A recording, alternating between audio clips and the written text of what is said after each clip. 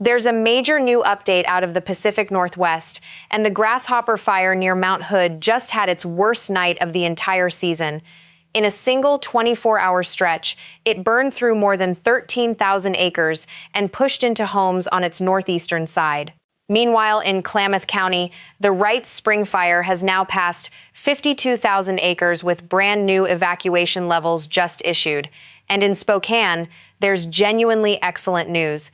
Containment on all three complex fires has surged dramatically. I'm going to walk you through everything new since our last update: the explosive growth, the new evacuations, and the real progress being made in some corners of this crisis. Let's get into it. Let's start with the most urgent story of this update. The Grasshopper Fire near Mount Hood burned more than 13,000 acres in just the last 24 hours, bringing its total to 77,311 acres. Fire officials say the blaze spread significantly along its northeastern side Monday night and impacted multiple homes in the Dufur area. It's still too early to know exactly how many were damaged, and damage assessment teams are working to get a clearer picture as quickly as it's safe to do so. Public Information Officer Andrew Freeborn didn't mince words about what crews are dealing with. Hot, dry weather combined with rapidly shifting winds has made this fire genuinely unpredictable, with wind direction reversing from one day to the next and forcing crews to fight it from completely different angles depending on the hour. "We're not looking at this fire as something that is just going to go away overnight," Freeborn said, a pretty clear signal that officials expect this to remain a long-duration incident rather than something resolved in the next few days. This overnight surge is what triggered the fresh evacuations we told you about in Wasco and Klamath counties. Containment sits at 20%, with more than 1,600 firefighters and other first responders on scene, a massive commitment of personnel for a single fire, reflecting just how seriously officials are treating the threat to nearby communities. Night shift dozer operators have been filmed deepening containment trenches, while firefighters in reflective gear stood shoulder to shoulder facing encroaching flames, giving a sense of just how close to the edge crews have been working. The Oregon Department of Transportation's closure of Highway 35 between US 26 and Parkdale remains in effect, and with fire lines shifting this fast, Wasco County is again urging residents to check their address directly on the county's perimeter map rather than rely on yesterday's evacuation zones. That 12-mile stretch of highway closure has turned what used to be a 30-minute drive into a detour of well over 2 hours for people trying to get around the area.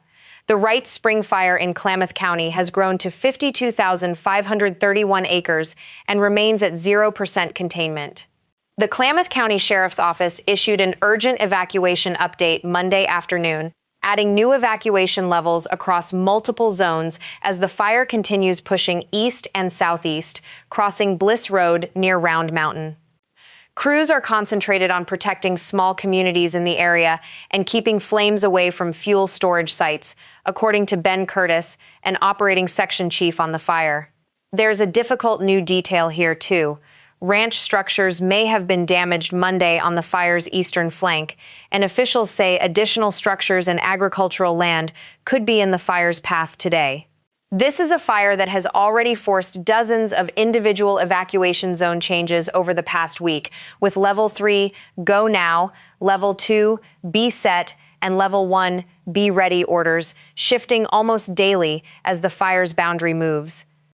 Emergency shelters have been set up in Chiloquin and Bonanza, and the Klamath County Fairgrounds is now offering shelter space specifically for large livestock being evacuated from the area, a detail that matters a lot in this part of Oregon, where many properties are working ranches with cattle, horses, and other animals that can't simply be loaded into a car during a rushed evacuation.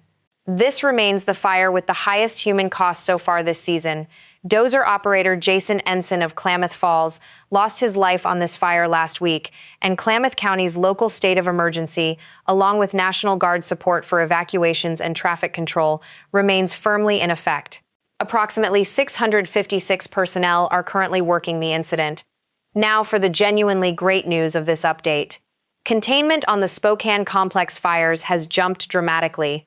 As of the most recent data, the Old Trails fire climbed to 73% contained, Autumn Lane surged to 89%, and the Fairview fire is now sitting at an outstanding 97% contained, numbers that would have seemed almost unimaginable just a week ago, when these three fires broke out almost simultaneously and forced roughly 65,000 people out of their homes.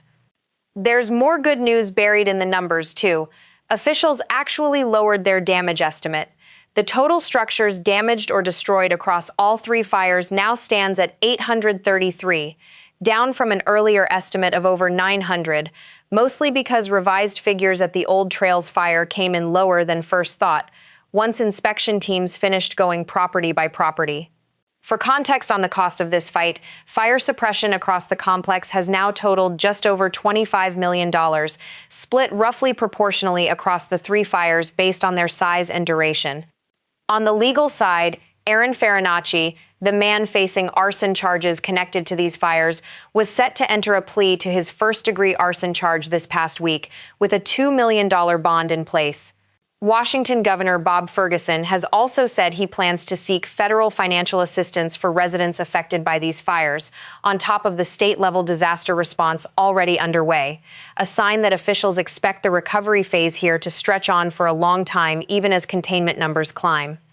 The Little Giant fire in Chelan County remains one of the most difficult fires in the region. It's now burned well past 120,000 acres, and containment has continued to lag well behind its acreage, with the fire still threatening nearly 2,000 structures across the valley. Limited valley access and reduced air support continue to make this one of the slowest progressing major fires in either state, and it remains one to watch closely given how much is still at stake for the communities around Lake Chelan and the Entiat Valley. Zooming out, Oregon has now burned nearly 2.3 million acres this year, an area larger than the entire state of Delaware, with more than a dozen fires still actively burning statewide. That number keeps climbing as the Grasshopper and Wright Spring Fires continue their aggressive growth, and it's a genuinely sobering statistic for a state that still has weeks of peak fire season ahead of it. Elsewhere in Oregon, evacuation levels remain active around several other fires too. In Owyhee County, a Level 3 Go Now order covers a wide stretch from Antelope Road down to the Owyhee River Canyon because of the Big Grass and Hat fires, including the 45 Ranch, Triangle Reservoir, Pleasant Valley, and South Mountain, with Silver City under a Level 2 Get Set status. Near Juntura, evacuation levels have been mixed. Some zones downgraded to Level 1, while a Level 3 order remains active for the town itself, and an evacuation shelter has been set up at the Crane High School dorms for anyone displaced from that area. And temporary forest closures remain in place around the Salmon, Olive Butte, and Anthony fires across the Malheur, Umatilla, and Wallowa-Whitman National Forests, with Level 2 evacuations still active for communities surrounding the Salmon and Olive Butte fires specifically. If you're anywhere near Mount Hood, Wasco County, or Clackamas County, check your address on the Wasco County perimeter map directly. Fire lines are moving fast enough that maps from even a few hours ago may already be outdated. If you're in Klamath County, check the new evacuation levels issued Monday, since zones have shifted again and could keep shifting through the week. More broadly, across both states, know your evacuation level and take it seriously. Level 3 means leave immediately. No packing, no waiting. Sign up for your county's emergency alert system today, not after a fire has already started nearby. Check road closures before you travel, especially around Mount Hood, where Highway 35 remains closed and detours are adding hours to normal drive times. And if you have livestock and are near an evacuation zone, know your nearest shelter option in advance. As we saw in Klamath County, fairgrounds and similar facilities are increasingly being used for large animal shelter during these fires, and it's much easier to plan that ahead of time than to figure it out during an active evacuation.